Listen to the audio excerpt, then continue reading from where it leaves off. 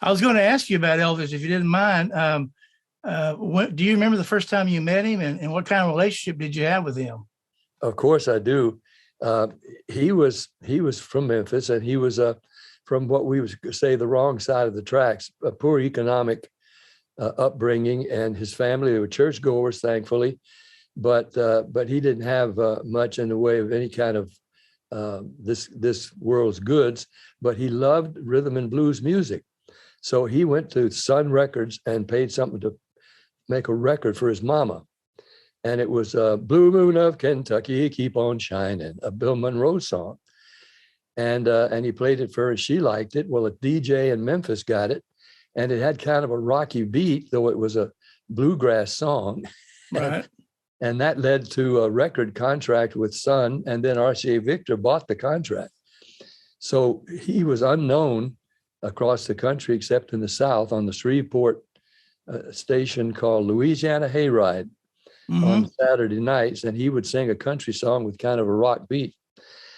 And RCA picked him up. So I went, my career had taken off like a hurricane, and I went to Cleveland to be on a sock hop in October of '55, my first year.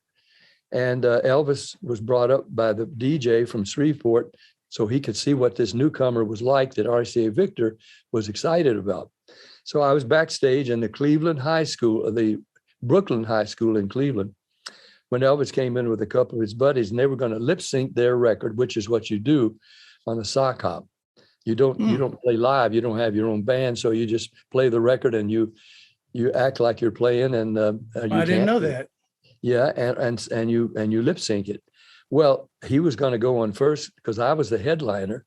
I was the star that night, and nobody knew who he was. So when he walked in with his buddies, I said, "Hi, Elvis, I'm Pat Boone." He said, "Nice to meet you." I said, "Bill Randall thinks something may be big ahead for you, your records and so on." He says, "I don't know, I hope so." And he just leaned back against the wall. His buddies closed in around him. And I could tell he was shy or nervous or both. Well, he was introduced by Bill Randall. He came, and the kids didn't know who he was. And he came out, lip synced both sides of his record, and left. And they wanted more, but that's all he had was two sides of that one record. Then I was introduced, and my third record was now my third million seller since March of that year. So of course I got all the screams that night. Sure. And what I didn't know till later, I left right after I lip synced my songs and went out and autographed some for hundreds of kids, and then caught my plane back to New York because my records were happening, and I had to move my wife and our first child and our soon to be born second baby to New York, and I had to get back right away.